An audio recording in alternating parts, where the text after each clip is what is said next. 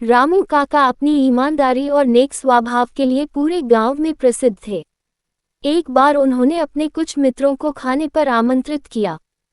वे अक्सर इस तरह इकट्ठा हुआ करते और साथ मिलकर अपनी पसंद का भोजन बनाते। आज भी सभी मित्र बड़े उत्साह से एक दूसरे से मिले और बातों का दौर चलने लगा। जब बात खाने को लेकर शुरू हुई तभी काका को एहसास हुआ कि नमक तो सुबह ही खत्म हो गया था। काका नमक लाने के लिए उठे, फिर कुछ सोचकर अपने बेटे को बुलाया और हाथ में कुछ पैसे रखते हुए बोले, बेटा जा जरा बाजार से एक पुड़िया नमक लेता आ। जी पिताजी, बेटा बोला और आगे बढ़ने सुन काका बोले, ये ध्यान रखना कि नमक सही दाम पे खरीदना, ना अधिक पैसे देना और ना कम।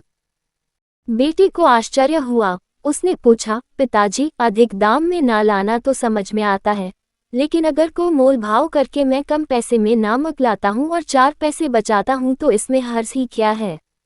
नहीं बेटा, काका बोले, ऐसा करना हमारे गांव को बर्बाद कर सकता है। जा उचित दाम पे नमक लेकर आ। काका के मित्र भी ये सारी बात सुन रहे थे। किसी ने बोला, भाई तेरी ये बात समझ ना आई, कम दाम पे नमक लेने से अपना गांव कैसे बर्बाद हो जाएगा। काका बोले, सोचो कोई नमक कम दाम पे क्यों बेचेगा, तभी न जब उसे पैसों की सख्त जरूरत हो। और जो कोई भी उसकी स्थिति का फायदा उठाता है वो उस मजदूर का अपमान करता है जिसने पसीना बहाकर कड़ी मेहनत से नमक बनाया होगा। लेकिन इतनी सी बात से अपना गांव कैसे बर्बाद हो जाएगा। मित्रों ने हंसते हुए कहा।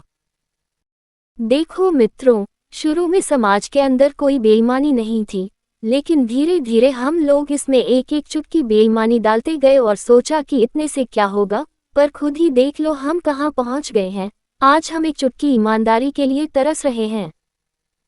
फ्रेंड्स, पाउलो कोएल्हो की पुस्तक the devil and miss prim एक अंश से प्रेरित ये कहानी हमें छोटे छोटे मसलों में भी पूरी तरह ईमानदार होने की सीख देती है और हमें दूसरों के प्रति संवेदनशील होना सिखाती है। अपनी डे टू डे लाइफ में हम बहुत बार ऐसा व्यवहार करते हैं जो हम भी अंदर से जानते हैं कि वो गलत है, पर फिर हम ये सोचकर कि इससे क्या होगा, अपने आप को समझा लेते हैं और गलत काम कर बैठते हैं और इस तरह सोसाइटी में अपने हिस्से की बेईमानी डाल देते हैं। चलिए हम सब प्रयास करें कि ईमानदारी की बड़ी बड़ी मिसाल कायम करने से पहले अपनी रोजमर्रा की जिंदगी में ईमानदारी घोलें और एक चुटकी बेईमानी को एक चुटकी ईमानदारी से खत्म करें।